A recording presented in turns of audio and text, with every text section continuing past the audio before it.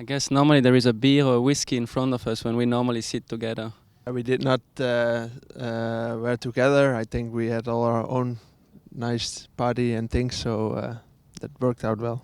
Yeah, it was good. It was special for me. I mean, I remember on the day of the final, I met Gerco on the way down to the vet check in the morning. I was in my tracksuit, and he said, "Are you not riding today?" I said, "So far, not." So it's funny how things happen. As you know, I got in at the last minute when Ralph Goran had to withdraw. So for me, it was a dream come true, and it's certainly a very nice moment that we'll all cherish for a long time. Yeah, but that's the things how can go on in our sport, and okay, an Olympics is it's individual the last day, so everybody start on zero. I have same chances, so okay, it's different but nicer than the other championships. I think it's, if not the best, and for sure one of the best combination in our sport at the moment. And it was for sure a really strong combination before the Olympics. And I think with the Olympics and everything that happened after that, this is something that we don't see so often, so regular over all the big shows. And I think what he proved in the Olympics has been proven after that. It was not just the luck of the 1 week, but it's well deserved because he keeps producing these clear rounds week after week. So there's no big surprise in that. When you saw Nino the first day in the warming up class, I mean, he jumped very, very well, but as you say, he can be a little bit sensitive. But Steve knows the horse inside out and rides him wonderfully. And the horse is a freak. He's a fantastic jumper. There's nothing he can't jump. And being the only double clear on the right day, that's how you win Olympic medals. Yeah, sometimes you have to have a horse that digs deep when you're in trouble, and all those horses at that level who produced medals at the Olympic Games are all very tough characters.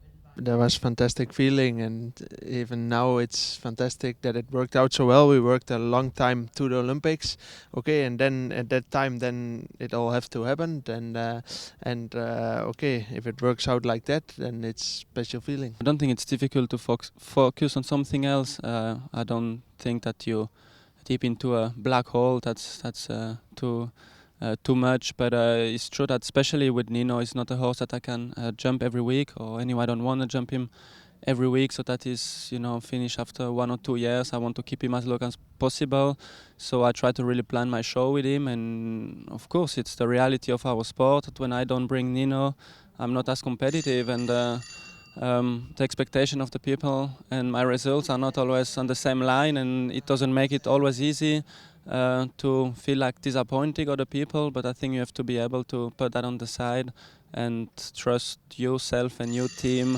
hoping for the big next championships and of the next future results with Nino, and hopefully at the end of the career then you can look back and say that you did the things right.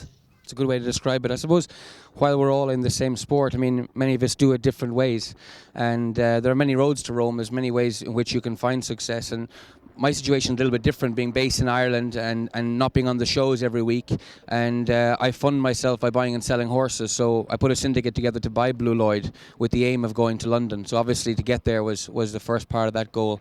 And then to go well, I suppose, like I suppose if you can equate it to racehorse training or something, it's about being able to deliver on that day. I mean, there's no good just winning a class here and there. It's been able to say on that day I want to deliver, and I suppose what has taught me that is Nations Cup jumping, because when you jump on the team, you have to Friday 3 o'clock you gotta produce the goods, and I've jumped on over 90 Irish teams, and I think that has taught me to be resilient, tough, and mentally strong when it's important, and I think that has stood to me at championship level. I think that's the reason we all know our horses, and I think everybody makes his plan and knows and try to do the best for his horses, what is in that moment the best plan. So that's why it's different, but everybody, all of us try to do the best for the team. It's like Gerco said, every horse is different, and every horse needs something else.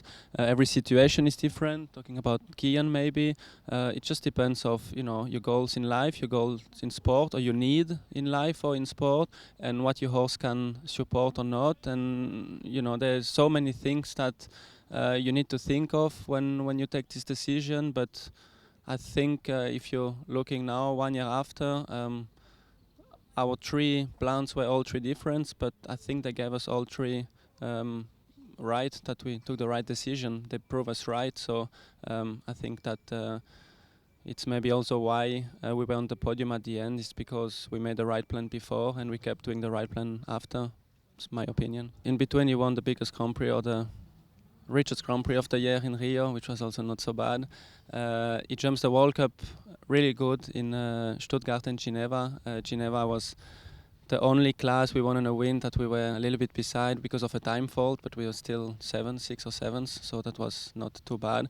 And then the next plan was the World Cup final, so I just managed to qualify with the other horses to give him a rest and get him fresh for the final. And again, he was there on the right time, so really proud of that with Nino. Yeah, well, just to come back to what Steve said earlier on about expectations, and I think it's a good point, that the expectations are high, but I think in this sport we have to trust ourselves above all others.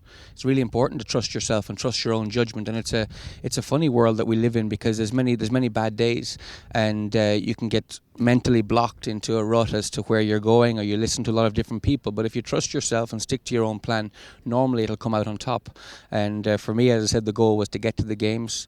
To win a medal was amazing. It was the first Irish equestrian medal ever, and to sell the horse, then, as I said, it's my business to buy and sell horses. Hopefully I'll be in a position at some stage to keep some horses and to try and have a team of horses to aim for the top 10, and that will be my goal in the future. But I'm pretty happy now.